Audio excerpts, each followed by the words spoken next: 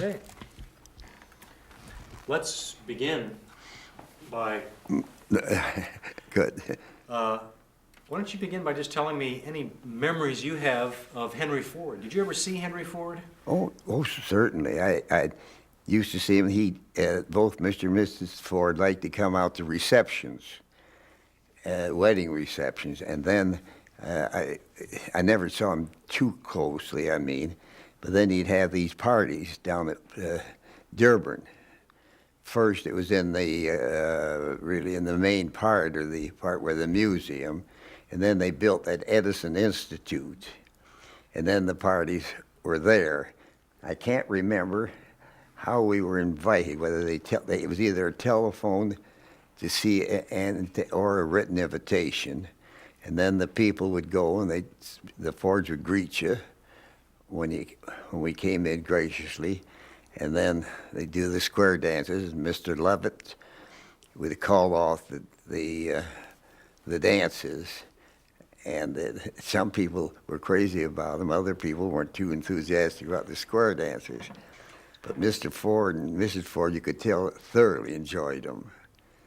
And he, if there was a very attractive young girl came in an old-fashioned dress, we'd joke that.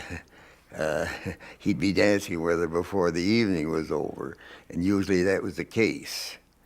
And we were not supposed to have liquor on our breath, and we weren't supposed to smoke there either. But I got caught once smoking on the deck with a friend of mine, and we came out, and Mr. Ford caught us, and we thought we'd never be invited again, but nothing resulted from it. What did he say when he caught you? I can't recall what he said, but maybe he just looked at us. I can't remember. But they were very much opposed to both drinking and smoking. Was he a pretty conservative guy? Oh, I would say so. Yes, wiry, small, and very. He loved to join into that dancing. He went in there. Both of them did. Was that dancing considered kind of old-fashioned at that time? Well, those square dances, they were all old-fashioned dances. The Virginia Reel and all those things like that. I forget the other names. Were they different from the dances that people were doing in the rest of Detroit? Oh, well, yes. Oh, yes. Detroit at one time had a great deal of dancing. There were a great deal of coming out parties, and so that was very different. These are old-fashioned. Would be what you compared. To the dances. That we didn't do anything like the foxtrot or any of that down there. It was all the square dances where the things were called off. I've heard that some Ford employees were required to come to the dances. Did you know anything about that? I don't know. I don't believe it. I don't know. We went in. As I remember very definitely, went with a black tie, and then they had valet service parking the cars. That's my recollection, that we had all that kind of service, and then after that's pretty good exercise too. And after we danced. Why, then they served a nice little light refreshments. And then we all said good night to Mr. and Mrs. Ford and went on our way. Great. Excellent description. Can you tell if you were at the dance, Yeah. you looked around the hall, can you just describe to me what it would look like, what kinds of people you would see and what they would be doing? Oh, they were mostly, I'd say the big majority would be from out here. But that wasn't necessary at all, because the Fords had friends in Bloomfield, and were several from Bloomfield and up North Woodard. And there were different ages too. Now my group, the few that I went with, were the younger group really. And then, but they were a very, very nice selection of people generally. Were some people trying to sneak into the men's room with a little hip flask, or? Not to my knowledge. No, I think they all quite followed the requests of the Fords. I see. Good, okay. There was Just no, about nine, well, Okay. I'm sure they wouldn't be invited if they didn't. Good. You okay? Yeah, got 4 minutes here. Okay, great.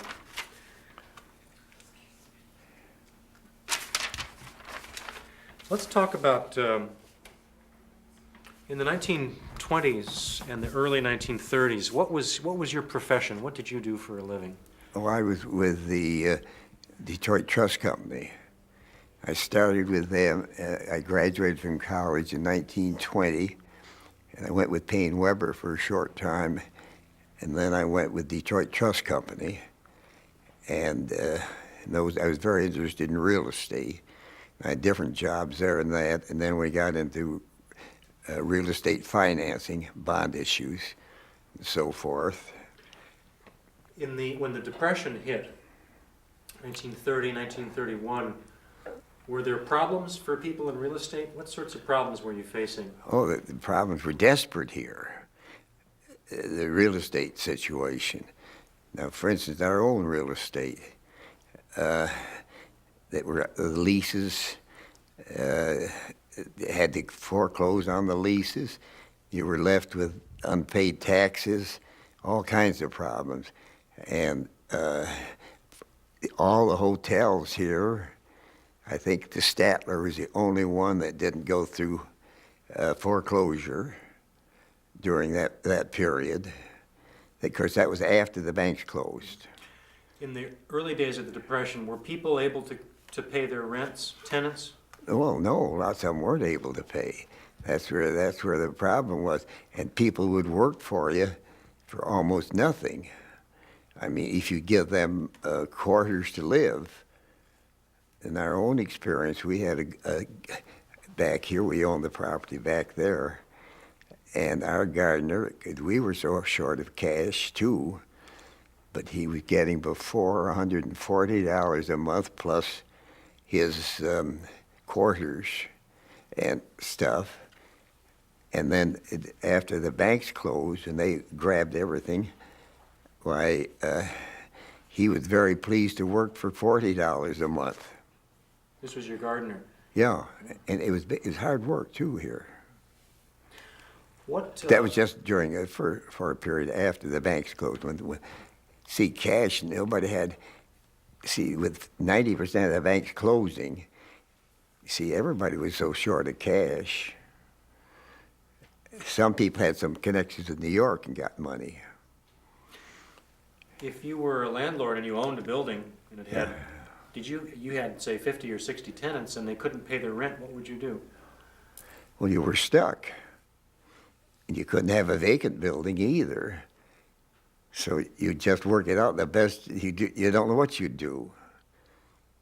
I mean, in the same way, quite a few people that invested their money in land contracts, and of course those were subject to mortgages. Those the mortgages were foreclosed, so that wiped out the land contract interest, and that hit many people hard.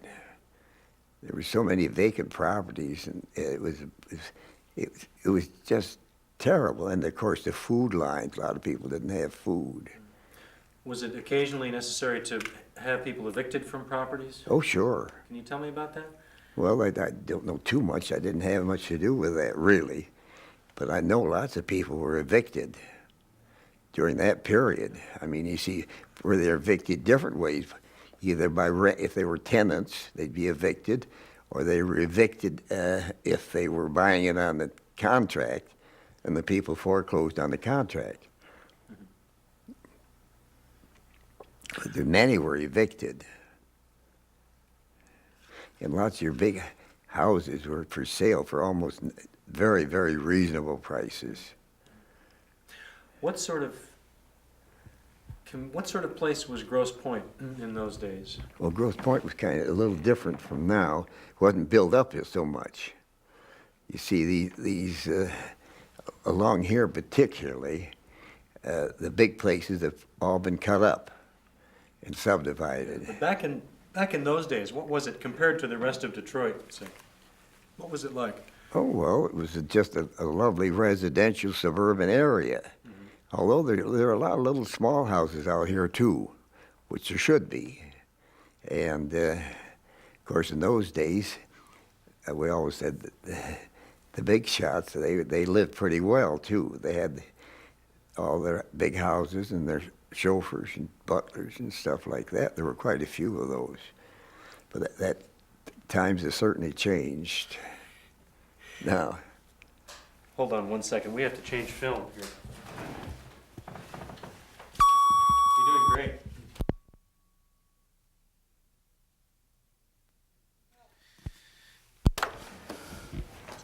This is camera roll.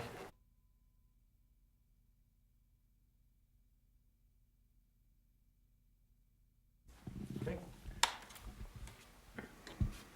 Did you ever meet Frank Murphy? Yes, I knew him fairly well, not intimately at all, but I was in several gatherings with him quite frequently, and we had some very close mutual friends.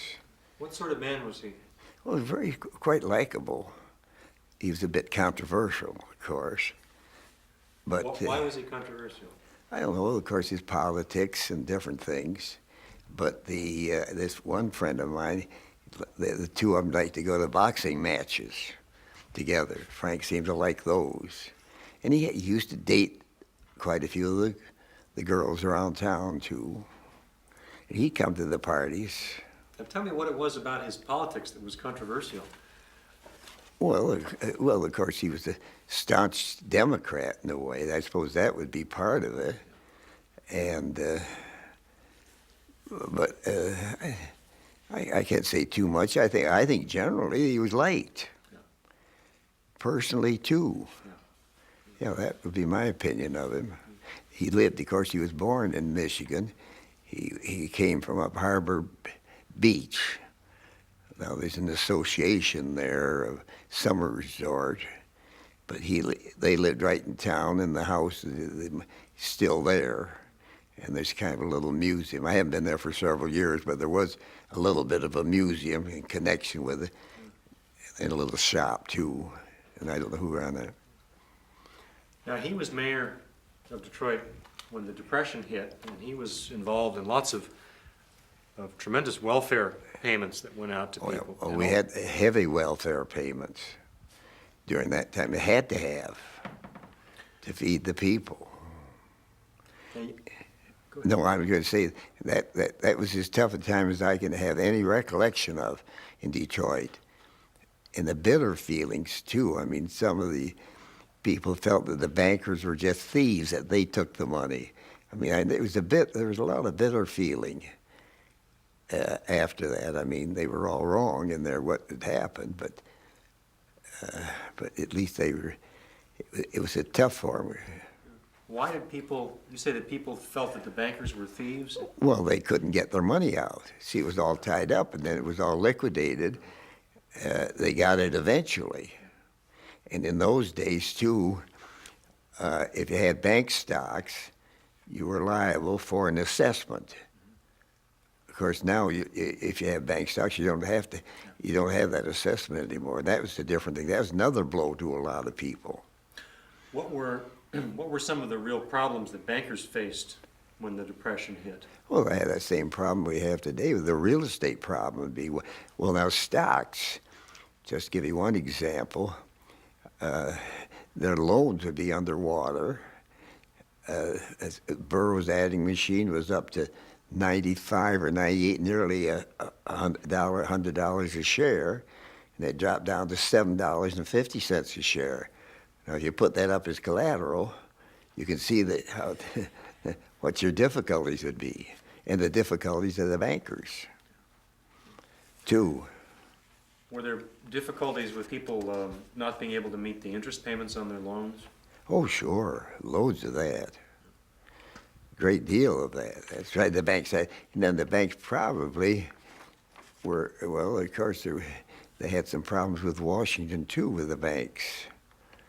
In those days, there was a scramble over, I can't remember what that was.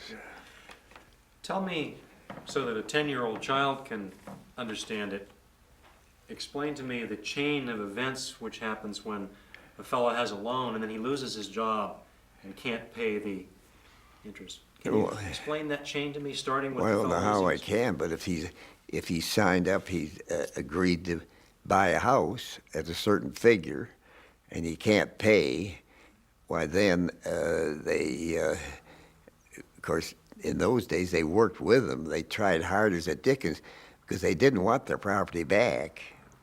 But eventually, if he couldn't pay anything, the taxes would be accruing on it, and so they would have to foreclose eventually and see if they couldn't salvage and get another owner, even at a much lower figure, but to cut down on the losses. So they go through. Then, of course, it took time to foreclose. And then, of course, as I say, the city bonds went down to about 35 cents on the dollar, our municipal bonds, and the city had to use scrip to pay bills. I know when I worked at the trust company, we'd gather scrip and take it over to pay taxes on some of the properties. with script? Scrip, yeah. There's that. I mean, things are that bad. How bad were things? Pardon? How bad was it? Well, I mean, just horrible. With so many places, people losing their homes, out of jobs, and the whole deal. It was awful. When you were And of course, too, you didn't have all the welfare problems. You didn't have all that to help people as much as you do today. when you were in the middle of it, in the middle of this depression, did you have any idea that it would ever end, or did you think that? Oh, I think so. I think we were fairly optimistic. Yeah, I think so. I've always been reasonably optimistic because we were hard hit too.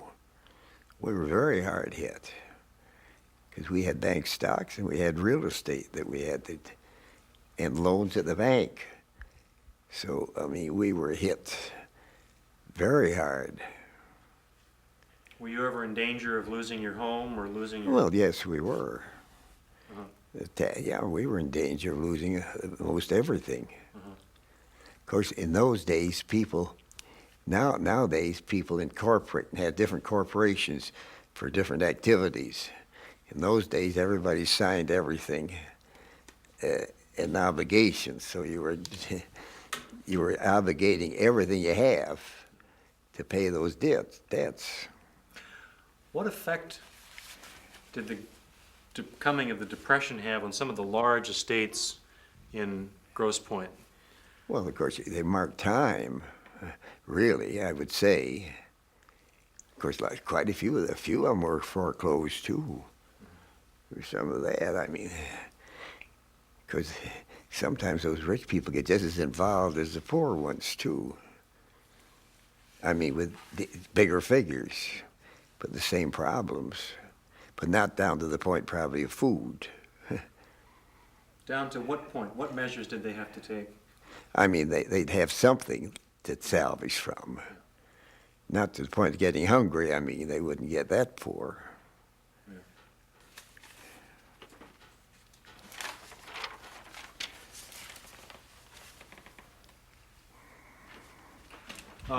That was a time when there was lots of new ideas, some crazy ideas floating around America. Father Conklin was here, and Huey Long was broadcasting from Louisiana. The Communist Party was organizing around here. Were you aware of? Not particularly. Really? Were you aware of communism and communists in Detroit? Not particularly. No, I don't remember much of that. If I had it, of course, I wasn't tied in with the manufacturing hardly at all, and that would make an awful difference. I was tied in more with this real estate stuff and the trust company, but not. We had loads of things there. First, they all went default.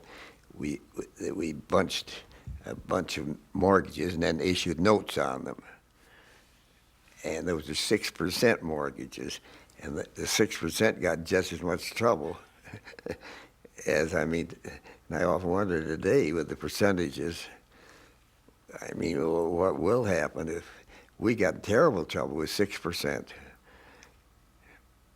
So, I only have a couple of other questions. Do you remember in 1932, this is a question we're asking everyone yeah. in Detroit, do you remember hearing about the Ford Hunger March? When there were about 3,000 unemployed people who marched out to the Rouge plant? No, it seems to have a very faint, but no, I don't remember that. Uh-huh. Okay. What See, about, do you have memories of Greenfield Village when it first opened? Yeah, I've been there, and I like Dearborn Inn too. Yeah. It's very attractive.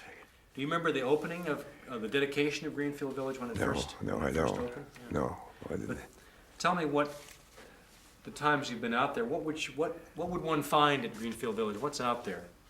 Oh, well, I mean, it's all things, of course, tied in a lot with Edison and some of Edison's old houses. And then in its early it's all American history. And the museum, of course, has a wonderful collection of old cars and a fine collection of furniture. American, it's all American. That's probably the best visited of any of the attractions around Detroit. Greenfield Village. Going back to Henry Ford and bankers, Yeah, oh, he had some trouble with the bankers, of course, I think, in New York. I don't know much about it, though. did he like bankers? What was his feeling about bankers? Oh, I think he had a little trouble with them. I did something in the bankers. I forget what it was. I can't remember, but I have some recollection. There were some problems with the banking that you better check into that. I think he had. I'll check that. We have to change film.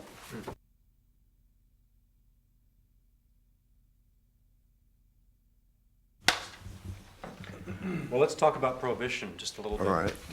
What would you do for entertainment in Detroit in 1926, 27 during Prohibition? Well, I think normal. Fortunately, it was a group that were pretty temperate.